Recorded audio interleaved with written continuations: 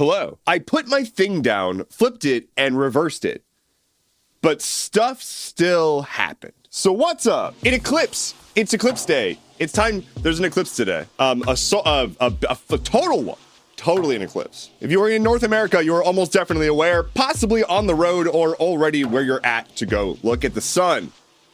Do that carefully. Y'all, I'm serious. Like, I'm for so serious right now. Sunglasses aren't enough. Use the big boy eclipse glasses. It's important. So the scientific explanation of an eclipse is it's when the moon goes in front of the sun and punches it in its stupid butt ugly face, and then the sun's like, I've been hit! And then it runs away, never to be seen again for a few minutes. It doesn't leave us forever, like some people. But yeah, if literally any bit of the sun is visible, don't be looking at it with your fleshy eyes. Like, it'll just burn them, and then you won't be able to see. And if you can't see, then how are you going to see why kids love the taste of Cinnamon Toast Crunch? Not sponsored. I hope that's not Kellogg's. Is that Kellogg's? It's General Mills. All right, we good? Anyway, have fun looking at the sun. Do it safe. I guess have fun looking at not the sun. It's pretty wild. I was at the 2017 one in the Path of Totality, and it is weird. It does get noticeably cooler, and then like birds stop singing, and is weird. Keep up the boycott because McDonald's is big sorry. McDonald's has reached an agreement to buy back all 225 locations that they have in Israel. Those locations have been operated by a franchisee in the region who has been vocally supportive of the occupying army of Israel as they commit a genocide against the people of Gaza and Palestinians at large. They've been giving free food and donations and whatnot to the IDF, and people haven't been very happy about that, and they've been protesting McDonald's. And it's working. They are buying back from this franchisee all of these locations in the hopes that this is gonna help at all. Little too late, y'all. But of course, McDonald's business operations are not the primary news coming out of that region right now. There's been a lot of really horrible shit. In a recently published testimony from Israeli intelligence officials, they talked about an AI system that they've been using to determine who to kill in Gaza, using a computer to figure out who they should kill next. That's normal, that's cool. Yep. They also talked about the complete willingness to just have a ton of civilian casualties, that they were just fine with that. They vocally fine with that. Beyond that, of course, 7 aid workers were recently actively targeted and murdered by the IDF, with multiple consecutive airstrikes targeting the known whereabouts of marked aid vehicles. They were literally working with Israel to coordinate their movements, and they were viciously attacked. And so this has put US officials in a bit of a bind. It's really difficult to do this many backflips at once. You gotta explain how this isn't a war crime, right? And they're having some trouble. If you are a creative writing student, this is a great opportunity because our leadership could seriously use your help in figuring out how to connect these plot points. As for the rest of us, we'll just have to continue to suspend disbelief. Hey, that's a nice record you got there, YouTube. It'd be a shame if someone shattered it. And it'd be a shame if it was Discord. Discord accidentally shattered YouTube's record for the most number of views in 24 hours on a single video. It was their April Fool's joke. They popped a video that said that they were adding loot boxes to Discord, which would be funny if it wasn't a thing that they might actually do eventually. But they popped up a video for everybody using Discord with their April Fool's gag, typical tech company April Fool's gag.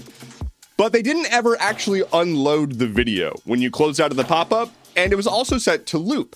So it was just silently looping in the background. And so everybody who was on Discord on April Fool's Day was essentially botnetting YouTube, just silently adding to the view count of this video in the background all day, constantly. And it's like an 18-second video or something like that. It racked up over 1 billion views in 24 hours, obliterating the previous record, which was held by, well, yours truly. Follow me on YouTube, and if you're watching this on YouTube, hey. So congrats on your newfound success, Discord. You're truly a YouTuber now. Maybe you can use this new clout to fix your mobile app. After you go for a hike, it's important to check for ticks.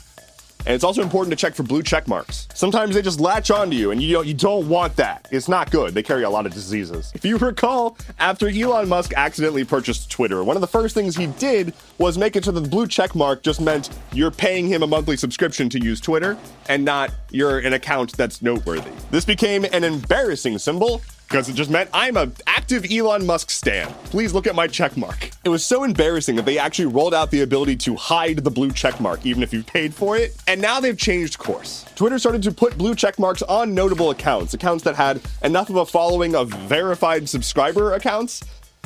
Doesn't matter. Point is, people started getting blue check marks again against their will, and it caused panic. People are so against being seen as a person who likes Elon Musk that there was actual distress when they got a blue check mark. Hey, get off Twitter. On the topic of Musk, though, real quick bonus thing. Reuters published a really in-depth piece about how Tesla is pivoting their business strategy away from an affordable EV and towards robo-taxis. This move being in response to other companies catching up and making cheaper EVs more accessible, and Tesla can't keep up, so they're trying to figure out what to do.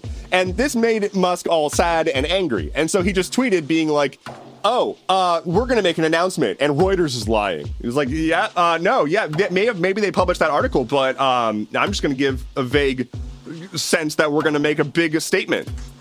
And they're lying, trust me. And also, of course, he posted that right after markets closed, but that's besides the point. Anyway, at this point, having a Tesla is like the physical, real-life version of a blue check mark, so I don't know, dog. In gaming news, Final Fantasy XIV is having their housing lottery.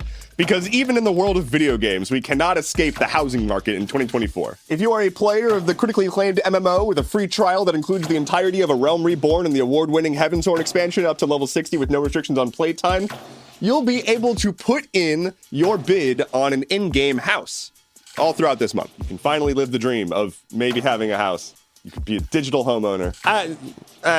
Completely different vibe. If you haven't heard the story around this game, Potion's A Curious Tale, let me fill you in real quick. Renee Gittins, who is a TikToker and, well, just general internet person, has been building this game for like 10 years. And it's been a solo effort, as far as I'm aware. She finally released it on Steam on International Women's Day this past month. And everything was looking good, but this is me. I'm EA. Right now. This is me being EA. And what EA did was they were like, hey, it's International Women's Day. Let's release like a dozen re-released games on Steam. Haha. So Renee released the game, and then EA was like, we're gonna take a big old dookie over all the store, and they just buried her. This is, of course, heartbreaking and not very International Women's Day of them. So she went to TikTok and told her story, which went pretty dang viral. She got a bit more of the attention than she deserved, but I would say that the game still deserves more attention. So if you are interested at all in like cozy, approachable, fun games, and you like the theme of witchy potion stuff, which is all the way up my alley, check out Potion's A Curious Tale. Not sponsored. I just like indie game developers. Lightning round! What the fuck? Massive shock. Trump is suing his co-founders of Truth Social right after they went public and then the stock crashed. OpenAI made a voice cloning tool thing that they claim works too well.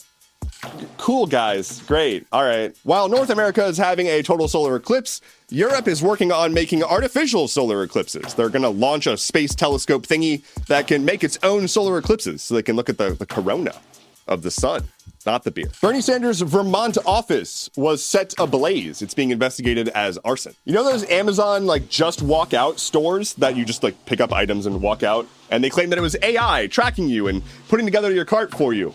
Well, one, those are going away. And two, turns out the AI was 1,000 workers in India watching you on cameras. Artificial intelligence. Google killed their podcast app because it was an app made by Google. Two planes at Heathrow kind of bonked into each other on the runway. Just a little love tap.